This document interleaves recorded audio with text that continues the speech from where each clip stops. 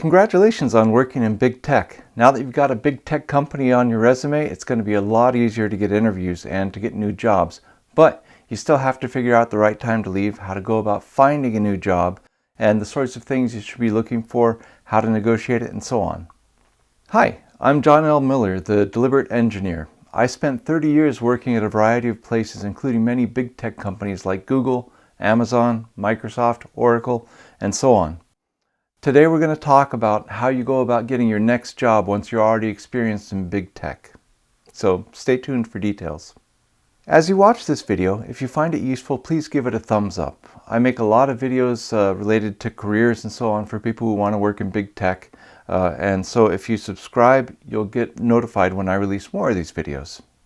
And now, on to the video itself. It's worth mentioning some of the stuff I'm not going to cover in depth in this video. I've made a lot of other videos related to this. In particular, knowing when it's time to start looking for a new job, the right way to leave a company without leaving behind any ill will, and making sure that things work out well in the next company, and finally, how you negotiate once you have offers to choose from. So if you're interested in any of those, I will leave links to them down in the description. Now, since I assume you're not going to quit watching this video to go and look at those, let me give you a quick rundown of some of the information that's contained in there. The best time to leave a company is, counterintuitively, when you've just gotten a promotion. That's the time that you've sort of cashed in all your chips, and your distance to the next level is the greatest it can be. In other words, it's a perfect time to take the reset that you get when you move on to another job. Another factor that plays into timing is the time of year. Now, most companies have their annual review cycle in fall, and most people wait until their annual review and their rewards are sealed before they move on to another job. So that means that there's lots of jobs opening up, and also, unfortunately, lots of people looking for jobs, but still lots more openings, typically in the fall of the year. So that tends to be a great time to look at moving yourself once you've gotten your own review rewards. Finally, as a courtesy to the team that you're working on and the company you're working at, try not to leave in the middle of a really big project that you're a key member for. Instead, you want to leave between tasks, or when you have a good backup that can pick up those things from you. You always want to leave the place that you're moving away from thinking, wow, we really want to be able to hire that guy back.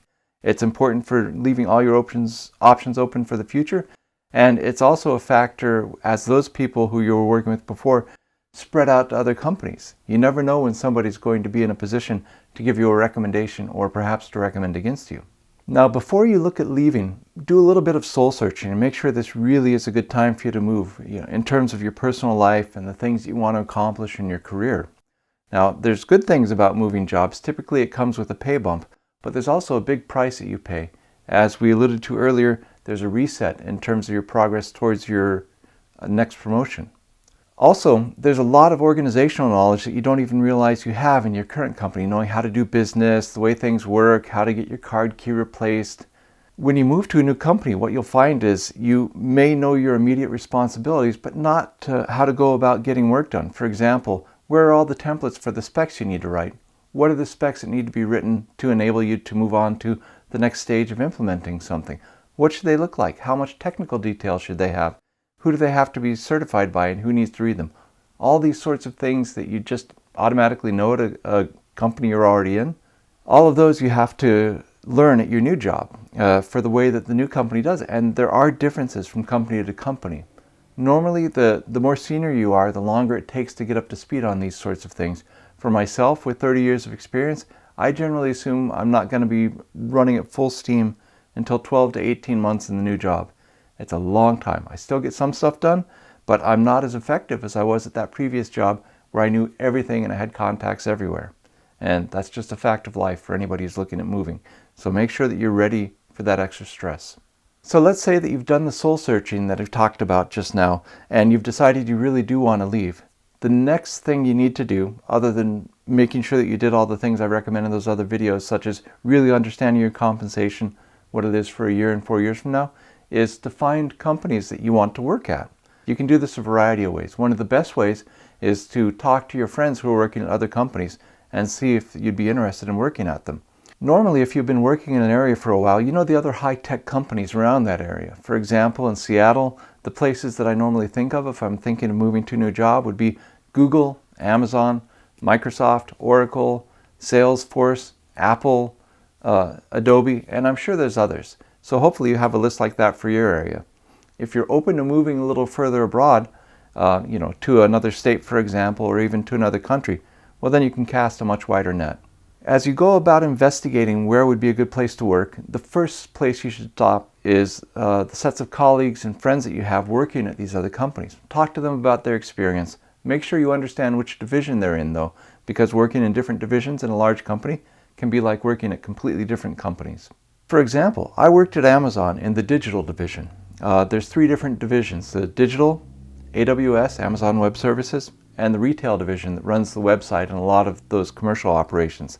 The experience in working in each of these divisions is incredibly different. So if you talk to somebody who worked in, for example, digital, and how their life was day to day, how they went about making specs, how much review there had to be for things, and then you went and worked in the retail group, you would be sorely disappointed at the actual experience you had working. And the same is true vice versa, by the way. It's not to slam the retail group, but the work there is very different than it would be in the digital group. As you're looking at places that you particularly want to work, make sure you pick several of them. Even if you know for sure you want to go to one particular company, don't stop there for interviewing. Interview at least 3 different places.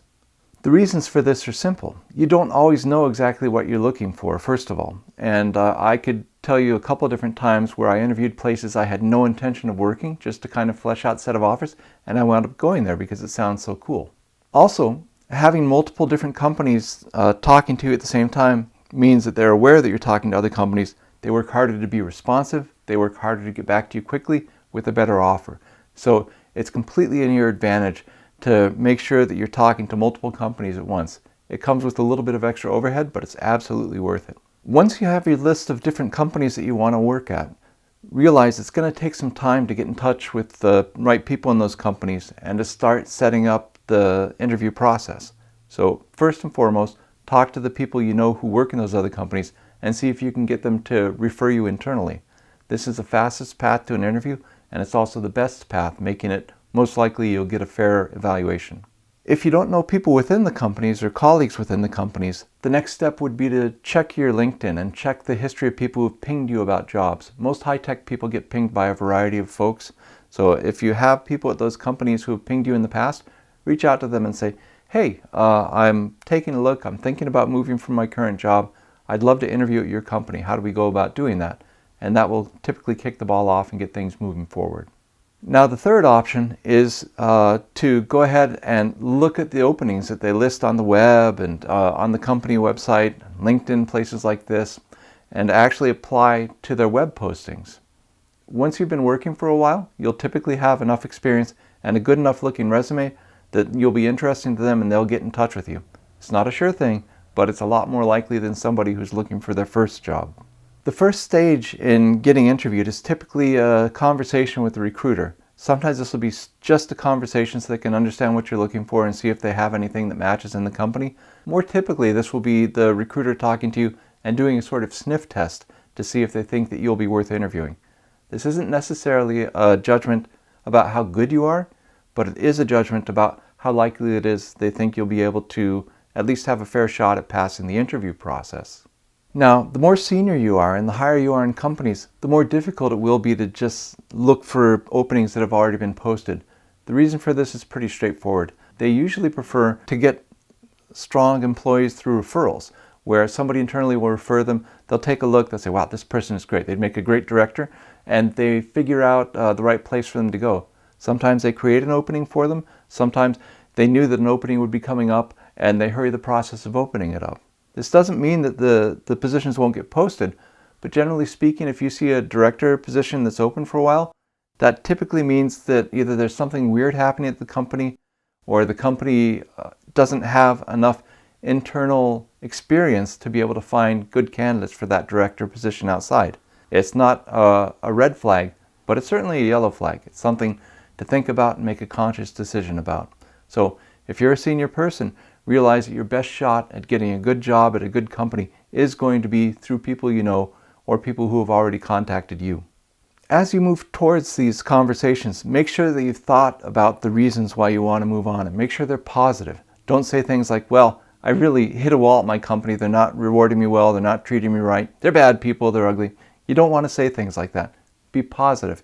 Instead, what you might say is, we do a lot of great work at our old company, but I'm really looking for a new opportunities. I want to stretch. I want to be able to do something a little different. And I love your technology X. Sounds like a perfect fit for me. That's a much better story to tell. Whenever you make disparaging comments about somebody to somebody else, the first thing that other person thinks is, I wonder what they say about me when they're not in this room. That's not what you want them thinking. Now, in my experience, it's good to be open and honest about what you're looking for in a new job and the sorts of things it would take to attract you. That doesn't mean that you bare your soul about everything you've done in the past. Instead, it means that you're straightforward, so you don't say, oh, your guys are the only place I want to work. You should mention that you're interviewing at other companies. You should mention the timelines and just try and be above the board with everybody so that they know the timelines they have to work against. It's very frustrating for a recruiter to put a lot of work into setting up interviews and getting things ready for somebody only to find out that they've taken another job. You can avoid that work for them and the ill will that it includes by just letting them know the timelines and how things will work and being above the board with them the whole time. I think this is best for both the recruiters and for you as a candidate. Being open and honest doesn't include telling them what you're looking for your wages. I typically try as hard as I can not to say anything about how much I want to make at the new company, at least early on. Instead, what I'll do is I'll talk to that company or to the recruiter. I'll say, well, let's not talk about money yet. There's a lot of factors that go into deciding where I'm going to work. Let's go through the interview process. Then you'll know what I can do for you, and I will have learned more about the position.